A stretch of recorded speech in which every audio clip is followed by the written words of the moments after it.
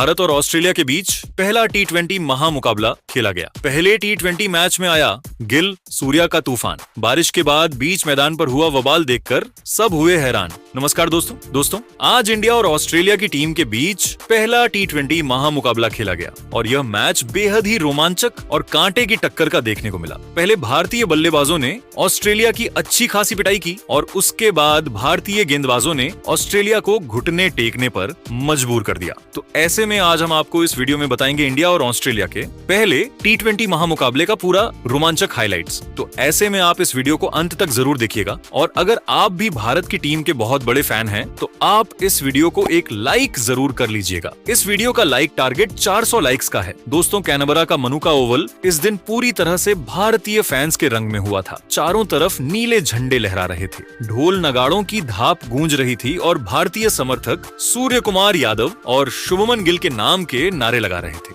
जिससे माहौल पूरी तरह से क्रिकेटमय हो गया था। सीरीज में 1-2 से हार के बाद सूर्य कुमार यादव की कप्तानी वाली भारतीय टीम टी20 सीरीज की शुरुआत धमाकेदार जीत से करना चाहती थी और पिच बल्लेबाजी के लिए बेहतरीन दिख रही थी, जहां तेज गेंदबाजों को शुरुआती ओवरों में हल्की मदद मिल सकती थी। लेकिन जैसे ही खेल आगे बढ़ता, स्पिनरों को टर्न मिलने की उम्मीद थी, जिससे मैच में रोमांच बना रहता। स्टेडियम में ऑस्ट्रेलियाई फैंस भी अपनी टीम का हौसला बढ़ा रहे थे, लेकिन भारतीय समर्थकों की संख्या ज्यादा होने से माहौल भारत के पक्ष में लग रहा था। मैच की शुरुआत टॉस से हुई, जो हर बड़े मुकाबले का पहला अहम पड़ाव होता है। ऑस्ट्रेलिया के कप्तान मिशेल मार्श ने सिक्का उछाला और किस्मत ने उनका साथ दिया, जिससे ऑस्ट्रेलियाई खेमे में खुशी की लहर दौड़ गई। मार्श ने बिना देर किए पहले गेंदबाजी करने का फैसला किया और सूर्य कुमार यादव ने कहा कि वह इस पिच पर पहले बल्लेबाजी करना ही पसंद करते। मुकाबला शुरू हुआ तो भारत की पारी की शुरुआत अभिषेक शर्मा और शुभमन गिल ने की। यह दोनों सलामी बल्लेबाज टीम को तूफानी शुरुआत देने के इरादे से मैदान में उतरे थे।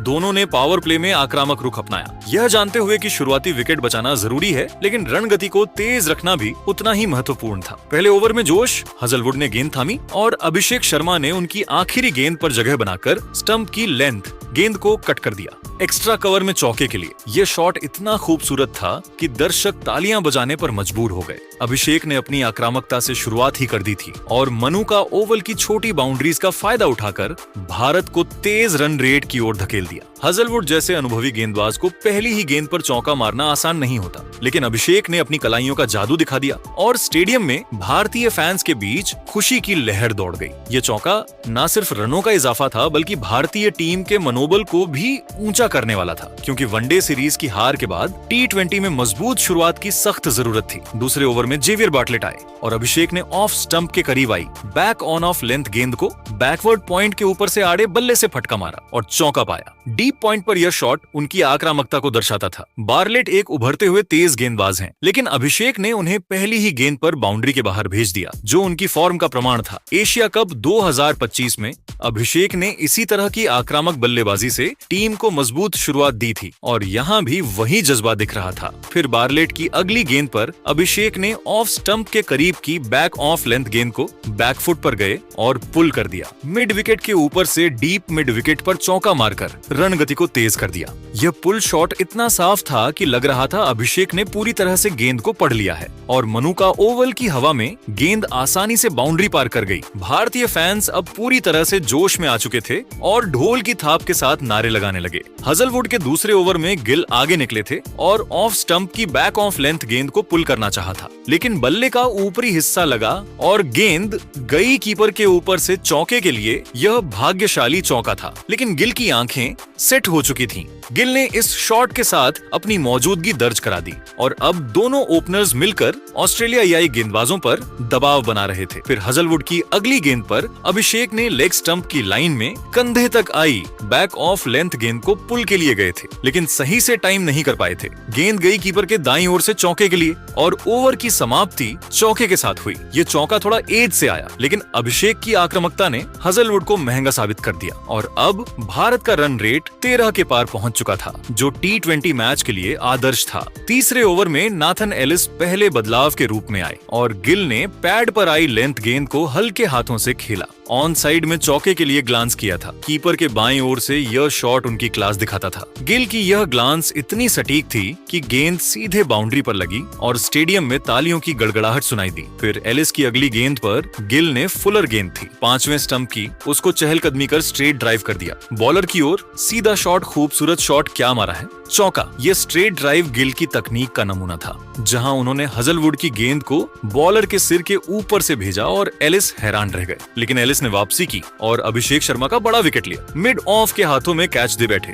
एकदम आसान कैच। गोदी में टीम डेविड को लेंथ गेंद थी, ऑफ स्टंप के बाहर स्लोअर थी, कलाइयां फेरी थी, उसको मिड ऑफ के ऊपर से मारना चाहते थे लेकिन ताकत नहीं थी। गेंद खड़ी हुई और आगे झुककर डेविड ने एक बेहतरीन कैच लपका। अभिषेक शर्मा 14 गेंदों पर 4 चौकों की मदद से 19 रन बनाकर आउट हुए। भारत को पहला झटका लगा। अभिषेक की यह पारी छोटी लेकिन प्रभावी थी। उन्होंने पावर प्ले में 19 रन जोड़े जो टीम को मजबूत प्लेटफॉर्म दे गए थे, लेकिन स्लोअर गेंद पर वे चूक गए और अब भारत को मध्यक्रम पर भरोसा करना था। अभिषेक के आउट होने के बाद क्रीज पर आए कप्तान सूर्य कुमार यादव, जो अपनी 360 डिग्री बल्लेबाजी के लिए मशहूर हैं। गिल और सूर्य ने मिलकर पारी को संभालने की जिम्मेदारी ली और दोनों ने समझदारी से बल्लेबाजी की। हजलवुड के ओवर में सूर्य ने ऑफ स्टंप के काफी बाहर की फुलर गेंद को हवाई फ्लिक मारा और डीप स्क्वायर लेग पर मारा। शानदार हवाई पिकअप शॉट। यह उनके आने का इरादा साफ दर्शाता था। सूर्य का यह स्टेडियम को हिला देने वाला था, जहां उन्होंने गेंद को हवा में उछालकर बाउंड्री पार करा दिया और भारतीय बेंच पर खड़े खिलाड़ी तालियां बजा रहे थे। सूर्य ने एशिया कप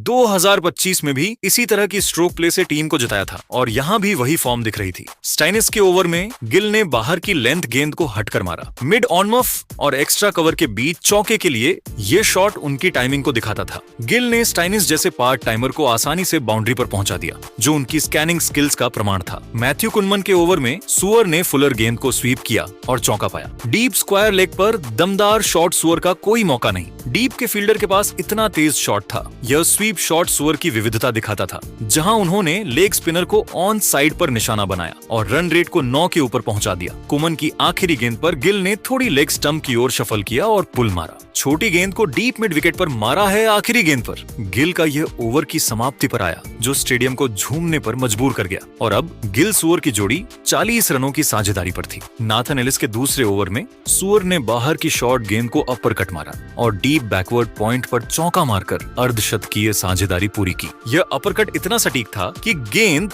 हवा में कटिंग करते हुए बाउंड्री पर लगी और साझेदारी 50 रनों तक पहुंच गई, जो मैच का टर्निंग पॉइंट था। फिर एलिस की अगली गेंद पर सूर्य ने ऑफ स्टंप के बाहर की बैक ऑफ लेंथ गेंद को मिड ऑफ के ऊपर से टपा कर मारा। क्या शॉट खेला, चौका। ये टप्पा शॉट सूर्य की क्रिएटिविटी दिखाता था, जहां उन्होंने गेंद को हल्के हाथों से ऊपर से उछाला और फील्डर को चकमा दे दिया और एलिस की आखिरी गेंद पर सूर्य ने कमर तक आई बैक ऑन ऑफ लेंथ गेंद को पुल शॉट मारा डीप मिड विकेट पर और पाया एक और। सूर्य का यह दूसरा एलिस को तोड़ने वाला था और अब भारत 97 रनों पर था, लेकिन तभी बारिश ने फिर से दस्तक दी। तो दोस्तों, 9.4 ओवर तक भारत ने 1 विकेट के नुकसान पर 97 रन बनाए हैं, जहां शुभमन गिल 38 रन और सूर्य कुमार यादव 22 रन बनाकर नाबाद हैं। दोनों के बीच दूसरे विकेट के लिए 62 रनों की साझेदारी हो चुकी है, जो अर्धशतकीय साझेदारी 9.1 ओवर में ही पूरी हो गई थी। सूर्य ने 23 गेंदों में 3 चौके और 2 लगाए हैं, जबकि गिल ने 24 गेंदों में 4 चौके और 1 जला है। भारत का रन रेट 9.93 का है, जो 18 ओवर के मैच में